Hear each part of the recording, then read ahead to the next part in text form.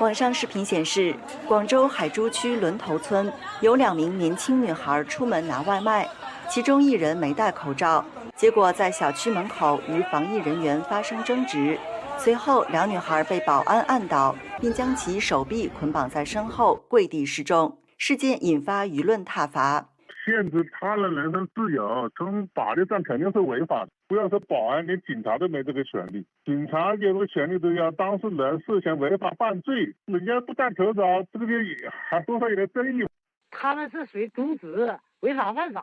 现在中国很多这方面的消息，带红袖标的、穿红马甲的，就是他们的权利比警察都大。凭啥？凭老百姓软弱呗。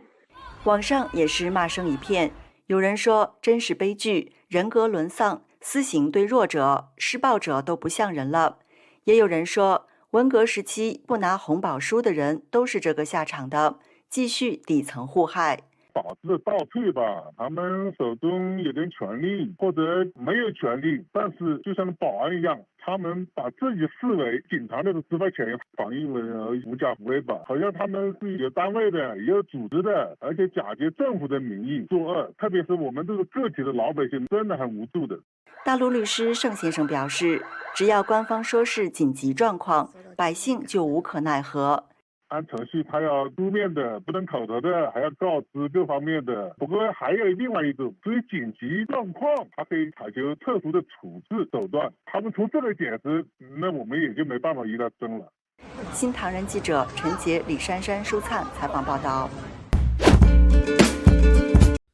当地时间11月18号晚，国家主席习近平在曼谷大王宫会见泰国国王哇吉拉隆功和王后素提达。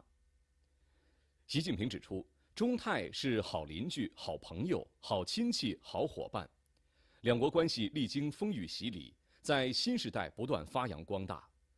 中方愿同泰方继续弘扬中泰一家亲特殊情谊，一道构建中泰命运共同体。国王和泰国王室长期关心支持中泰友好，为推动两国关系发展发挥了特殊和重要作用。欢迎国王和王室成员多来中国走一走、看一看。中方愿继续支持王室志愿者等泰国王室公益项目，加强中泰文化、教育、旅游等人文交流。哇吉拉隆功表示，非常荣幸接待习近平主席和夫人访问泰国。在习近平主席英明领导下，中国日益走向繁荣富强。泰方愿进一步拉紧同中国的友好合作纽带，我期待有机会再次访问中国。当地时间11月18号下午，国家主席习近平在曼谷会见新西兰总理阿德恩。习近平指出，总理女士多次表示，新西兰坚持独立外交政策。中新关系是新西兰最重要的双边关系之一，双方要在具有共同利益的领域开展合作，我对此高度赞赏。今年是中新建交50周年，50年来，中新关系保持健康稳定发展，两国各领域合作给两国人民带来福祉，为地区和平稳定繁荣作出积极贡献。中方视新西兰为重要伙伴和朋友。双方要总结历史经验，继续发扬争先精神，推动中新全面战略伙伴关系向前迈进。习近平强调，中新两国社会制度、发展阶段、历史文化不同，在一些问题上存在分歧是自然的，但不应让分歧来定义或影响双边关系。作为全面战略伙伴，我们要加强沟通，增进互信，照顾彼此核心利益和重大关切，确保中新关系可持续不偏航。要深化在经贸、科技、教育等领域交流合作，实施好中新自由贸易协定升级版和区域全面经济伙伴关系协定。要传承好、发展好陆益爱黎精神，支持两国地方、民间、青少年加强对话交流，增进两国民众友谊。中新都是多边主义和自由贸易的倡导者和受益者，要坚持经济全球化正确方向，推动贸易和投资自由化便利化，携手应对气候变化等全球性挑战。和平是中国最执着的追求，中国历史上没有，现在没有，今后也不会谋求霸权。中国对太平洋岛国政策的出发点始终是求和平、谋发展、促合作。中方愿同新方密切协作，共同促进太平洋岛国地区和平稳定和发展繁荣。阿德恩表示，新西兰人民迄今对习近平主席2014年访新情景记忆犹新。我对2019年访华期间同习近平主席进行会见也记忆犹新。新中两国友好交往源远流长。尽管受到新冠肺炎疫情影响，双方关系依然保持强劲发展势头。双方应该以今年新中建交50周年为契机，认真总结经验，加强高层往来，深化两国在经贸、教育、应对气候变化等领域合作。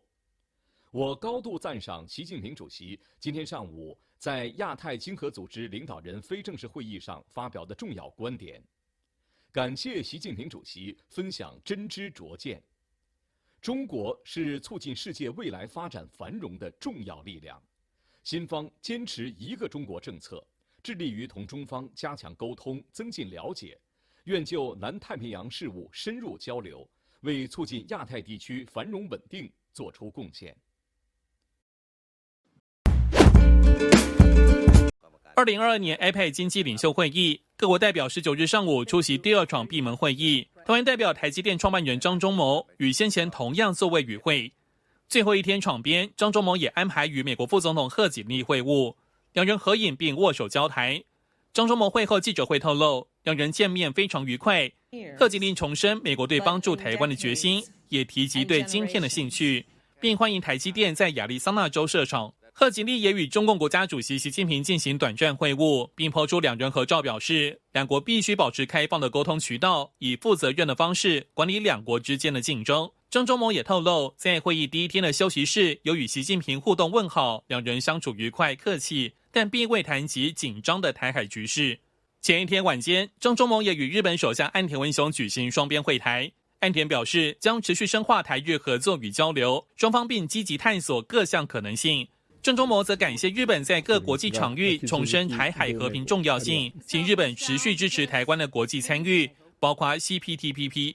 新加坡总理李显龙也在脸书分享与张忠谋夫妇会谈的合照。张忠谋表示，峰会期间的2次演说都有将蔡总统的3大诉求传达给 APEC 会员国。新唐亚太电视唐杰安整理报道。Imagine a master's degree graduate from an elite school seeking an opportunity on a housekeeper platform. Yet, this is the case in China.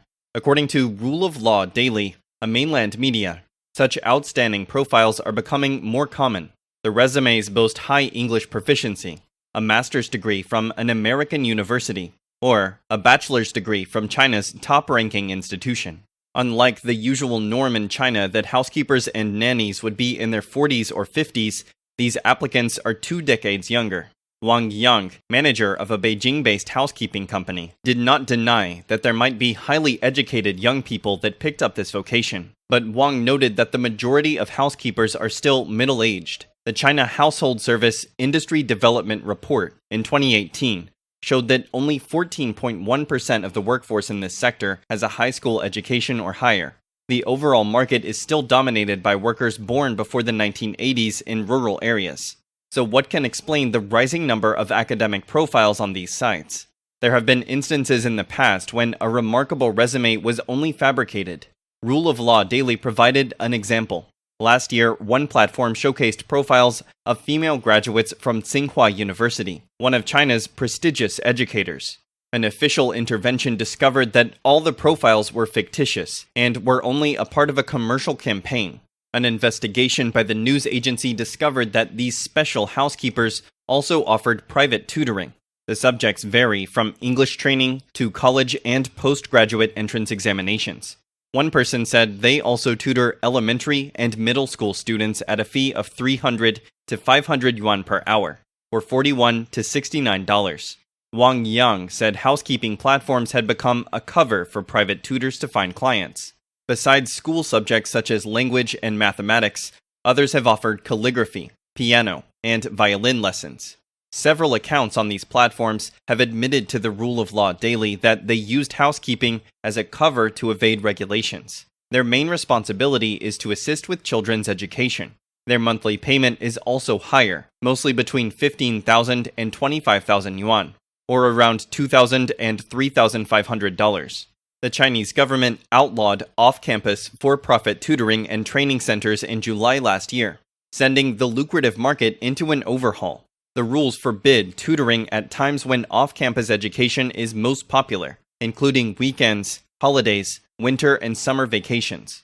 According to the South China Morning Post, while the measure seeks to alleviate student stress, the market has only moved underground, as parents were afraid their kids would lose competitiveness. The demand remains high enough that they are willing to pay higher to continue private classes. Xiong Bingqi, director of the 21st Century Education Research Institute, believes that the rules were ineffective because of the state exam system. Xiong explains, there is still demand for off-campus tutoring because school admissions are based on exam scores. It is natural that private teaching has gone underground. What is needed isn't the comeback of tutoring, but the reform to the current evaluation system.